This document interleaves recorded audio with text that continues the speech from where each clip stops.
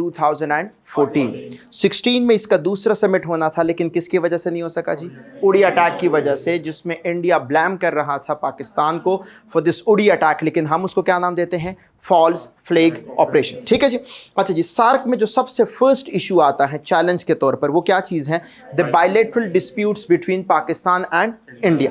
पहला जो आपके पास इशू है बायलैटरल डिस्प्यूट्स में, it is the unilateral suspension of Indus water treaty. ठीक है जी, जो कि आपको एक्सप्लेन कर चुका हूं। अब ये जो unilateral suspension of Indus water treaty है, इसके अलावा दूसरा जो, अच्छा, इंडस वाटर ट्रीटी की सस्पेंशन क्यों है? It is for the sake of the hydro political hegemonization of this whole reason.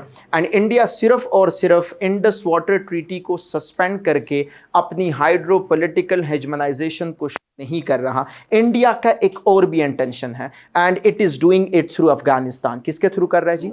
Afghanistan. Afghanistan में just before the arrival of Taliban in this Afghanistan, Afghanistan में ये एक डैम बिल्ड कर रहे थे जिसका नाम है शाहतूत डैम। कौन सा डैम है जी? शाहतूत डैम। शाहतूत डैम अगर बिल्ड हो जाता तो जो आपने दरियाई काबुल का नाम तो सुना है ना, जो अफगानिस्तान से निकल के पाकिस्तान आता है, अटक तक के लोगों के पानी पीने का और ज़राअत वगैरह का जो है वाहिद ज़रिया है, उस पानी में 8 या 9 मिलियन एकड़ फीट क्या आ जाती? कमी आ जाती। समझ आ रही है कि नहीं आ रही? तो इंडिया इस रीजन में हाइड्रो पॉलिटिकल हेजमनाइजेशन कर रहा है, एक इंडस वाटर ट्रीटी के थ्रू, दूसरा किसके थ्रू जी? अफगानिस्तान में डैम बिल्ड करने के थ्रू। दूसरा, अच्छा जी, bilateral dispute between Pakistan and India, it is with respect to Kashmir. क्या है जी? जो आपको बता चुका हूं, बिकॉज कश्मीर पे इंडिया जो क्लेम कर रहा है वो इंटरनेशनल लॉ के मुताबिक एक्सेप्टेबल नहीं है। ठीक है, इस पे डिटेल डिस्कशन हो चुकी हैं। तीसरा कौन सा आप लोगों को बताया था? The issue of cross border terrorism, जो कि आपको रिसेंटली पहलगाम अटैक, और Pahalgam attack again it was a false flag operation. ठीक है जी। अच्छा, रिमेंबर, इनका अपने एक पैटर्न है, हर 5 साल बाद इनकी तरफ से कोई ना कोई फॉल्स फ्लैग ऑपरेशन होता रहता है। जैसे उड़ी अटैक हुआ, उड़ी अटैक के बाद शायद आपको बताया भी था 2019 में पुलवामा अटैक, फिर उसके बाद 5 साल बाद ये क्या करते हैं जी? पहलगाम अटैक करते हैं। और ये कब करते हैं? जब कभी कोई बड़े लेवल की मीटिंग होने जा रही होती है, सो दैट वहां पर पाकिस्तान को टेक कर सके कि ये क्या है जी? As a terrorist state. Currently Jaishankar का आपने सुना होगा कि जी पाकिस्तान पाकिस्तान नहीं है, इट इज टेररिस्तान। क्या नाम दिया था उसने? क्योंकि हमने ग्लोबल फोरम पे ये प्रूव किया है कि जी हम टेररिस्तान नहीं है। तो अब वो कहते हैं कि नहीं जी, अब हम अपनी तरफ से कुछ ना कुछ तो कर सके। दूसरा आप लोग को बताता हूं जी, इस रीजन में दूसरा सबसे बड़ा चैलेंज वो किस चीज के फॉर्म में है जी? Instability in Afghanistan. Instability in Afghanistan. ठीक है, इंस्टेबिलिटी इन अफगानिस्तान क्यों है? Because of what? Because of, अब आप लोग लिख सकते हैं, currently it is actually the rise of the non state actors. The rise of कौन से एक्टर्स जी? Non state actors. जब आपके पास the rise of the non state actors होगा, इससे मसला क्या होता है जी? साउथ एशिया जो एसोसिएशन फॉर रीजनल कोऑपरेशन है, सार्क, सार्क के एक मकसद मैंने आपको बताया था, एनर्जी कोलैबोरेशन बताया था आप लोग को। अगर ये एनर्जी के पर्पस के लिए कोलैबोरेट करना चाहता है विद सेंट्रल एशिया, कहां पर करना चाहता है जी? Central Asia. आपको बताया था एनर्जी का सेंटर है कि नहीं है? सेंट्रल एशिया से एनर्जी आएगी इनटू साउथ एशिया। लेकिन इस कनेक्टिविटी के लिए इंपॉर्टेंट कंट्री कौन सी है? अफगानिस्तान। जब अफगानिस्तान में हालात ठीक नहीं होंगे तो क्या एनर्जी पर्पस के लिए ये रीजन किसी और रीजन के साथ कोलैबोरेशन कर सकता है? नो, नहीं कर सकता। तो आप लोग लिख सकते हैं instability in Afghanistan, it is the second challenge to this particular organisation. ठीक है जी। तीसरा, इस पर्टिकुलर ऑर्गेनाइजेशन का तीसरा जो सबसे बड़ा इशू है उसको आप लोग लिख सकते हैं lake of cultural diplomacy. Lake of cultural diplomacy. Cultural diplomacy I hope so आपको मैंने समझाई थी कि जी कल्चरल डिप्लोमेसी क्या चीज है। Cultural diplomacy it's basically people to people contact. क्या चीज है जी?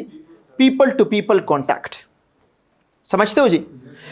पाकिस्तान से लोग जाए जी इंडिया, इंडिया से पाकिस्तान, पाकिस्तान से अफगानिस्तान, लेकिन पाकिस्तान इंडिया के बीच बायलैटरल डिस्प्यूट, पाकिस्तान अफगानिस्तान के बीच कुछ हद तक अभी तो हालात ठीक हो चुके हैं after the visit of the deputy prime minister या फॉरेन मिनिस्टर ऑफ पाकिस्तान, लेकिन स्टिल देयर आर सर्टेन चीज़ें कि जिसकी वजह से हम कहते हैं अभी तक हमें कुछ ना कुछ करने की ज़रूरत है। ठीक है, मैं क्या पॉइंट बयान कर रहा था?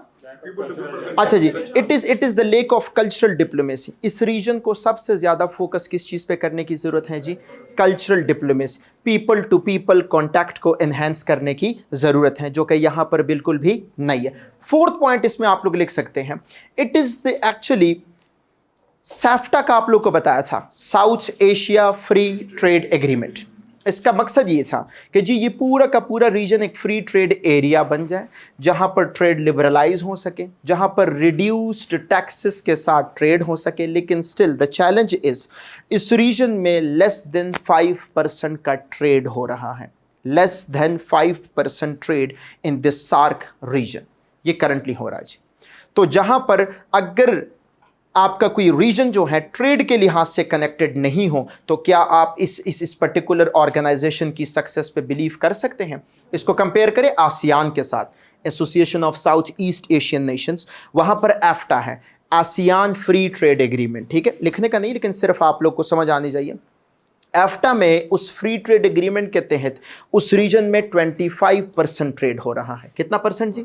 इस रीजन में कितना परसेंट ट्रेड हो रहा है? सो क्या ये सक्सेस है या फेलियर है जी? It is failure. ठीक है, नेक्स्ट जी। नहीं, नॉट वर्ल्ड ट्रेड, जो कंट्रीज आपस में एक दूसरे के साथ ट्रेड करती हैं as compared to the trade जो कि ये पूरी की पूरी दुनिया के साथ करता है, इट्स ओनली 5%। ठीक है जी। अच्छा जी, नेक्स्ट वन आप लोग लिख सकते हैं, इस रीजन में कोई और सबसे बड़ा इशू हो सकता है जी? जी बताइए। इस रीजन में सबसे बड़ा issue lake of climate diplomacy है, लेक ऑफ क्लाइमेट डिप्लोमेसी। क्या सार्क के पास अपना क्लाइमेट फंड है, अवेलेबल है जी? क्या सार्क के पास अपना क्लाइमेट कोई भी फंड अवेलेबल है? बिकॉज ऑफ द फैक्ट कि जी सार्क लेक करता है किसी भी क्लाइमेटिक किस्म की ऑर्गेनाइजेशन को। ठीक है जी। लेट्स सपोज अभी आप लोग रिसेंटली देखते हैं कि in spite of the fact कि जी सार्क का डिजास्टर मैनेजमेंट सेंटर इंडिया में है कि नहीं है जी, लेकिन वो फंक्शनल। अब जब बुनेर में सैलाब आया था, उससे पहले सिंध में सैलाब आया था, पिछले साल इफ़ यू रिमेंबर 35 मिलियन के करीब लोग जो थे वो क्या हुए थे, डिस्प्लेस हुए थे। ठीक है, उसके लिए क्या आपने देखा कि सार्क वालों ने कोई फंड दिया था? बिकॉज ऑफ व्हाट जी? Lack of climate diplomacy in this particular region. इस चीज़ को आप लोग क्या कर सकते हैं जी, लिख सकते हैं। This is an another challenge. ठीक है।